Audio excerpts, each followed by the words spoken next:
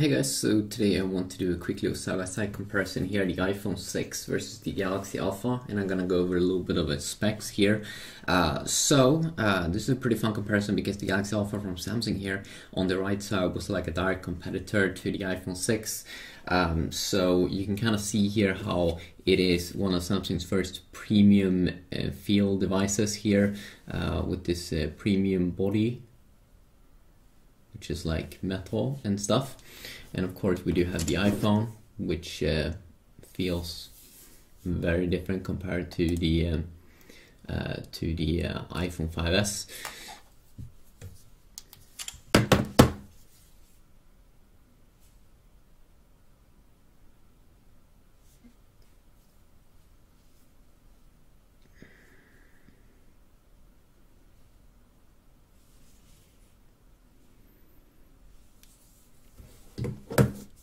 This one with a more rounded design.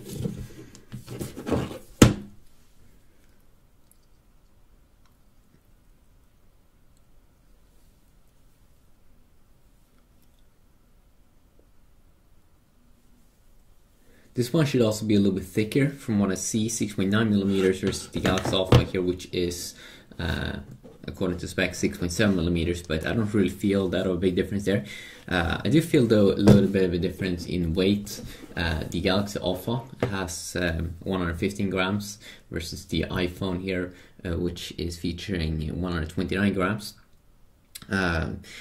Also both, as you can see here, both have a similar size display, both from the latest version of their operating system. So Android here, for KitKat, and we do get Apple's iOS 8 here on the iPhone 6. Some other fun things here, both have a sensor to control the device with your unlock the device with your finger, so fingerprint reader here and the Touch ID here. So 4.7-inch display, 750 x 1334 resolution on the iPhone 6 versus 720p display here on the Galaxy Alpha, very similar. Interesting here, you can remove the battery here on this one, which is good, but then the bad thing here with the Galaxy Alpha is that you can't insert an SD card. But it comes with 32 gigabytes of internal storage already, which is good. This one here comes with 16 gigabytes, and you can't remove the battery, and it's more expensive. I think it's around 300 more bucks compared to the Galaxy Alpha, at least new. So that's interesting. Also, the Galaxy Alpha here comes with a 12-megapixel camera instead of just a instead of using an 8-megapixel camera that you do get here on the iPhone. So higher there, which is very nice, more pixels, and of course all these standard modes here that you can explore.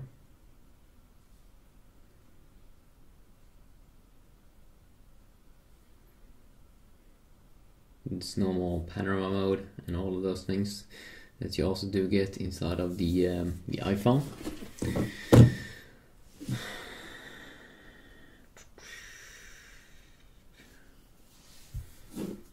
As I said, a 8-megapixel camera here, but the software is definitely nice, even though it's just 8-megapixel, that you can change exposure and things like this, and have HDR mode as well, and a very nice sliding feature here.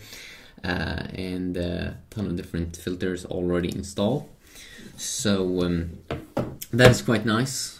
Wait a sec, I'm just going to do one thing. Here.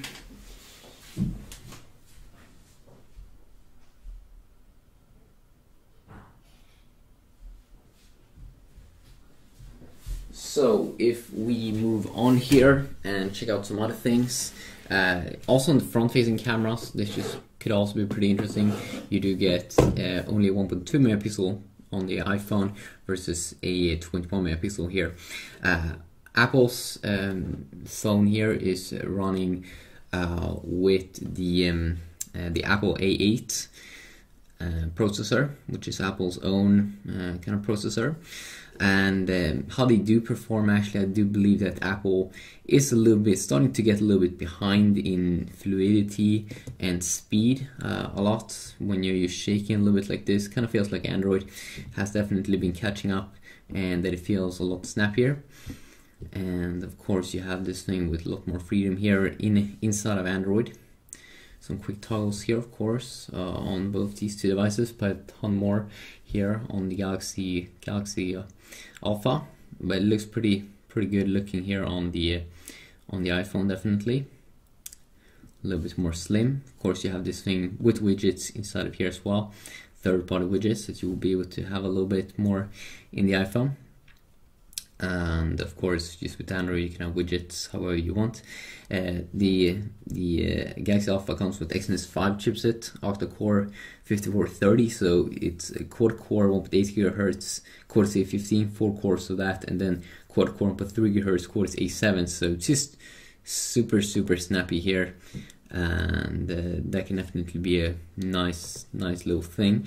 You also have a menu key and or a multitasking button, and a back key, which could be nice instead of just one button as you have on the iPhone to just go out of apps, or just double tap here to multitask, of course.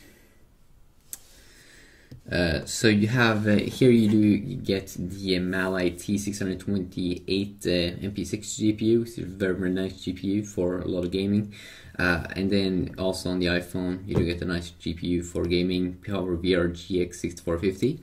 The battery life also is very similar in these devices. So, I mean, at least in milliamps, 1860 milliamps inside of the Galaxy Alpha, and then 1810 is what you do get on the iPhone 6. So there's a lot of things that's very similar with these two devices, and I definitely might do some comparisons where I am testing them out in different tests, maybe like camera tests and stuff like that, if people are interested in that.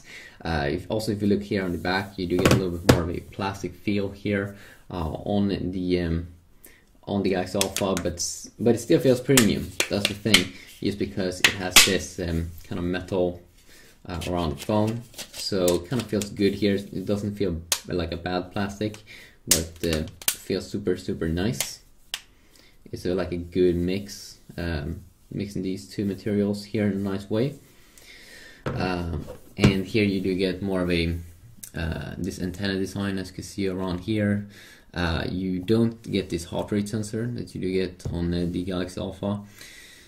You do get the dual LED flash. Now I think the camera's been improved a little bit since last iPhones. But yeah, just a quick little side-by-side comparison here. Would be fun to hear which one is your pick, which one you would like to use as your phone. If people are interested, I definitely might do more videos, because this is pretty nice devices here for 2014. So yeah, peace out.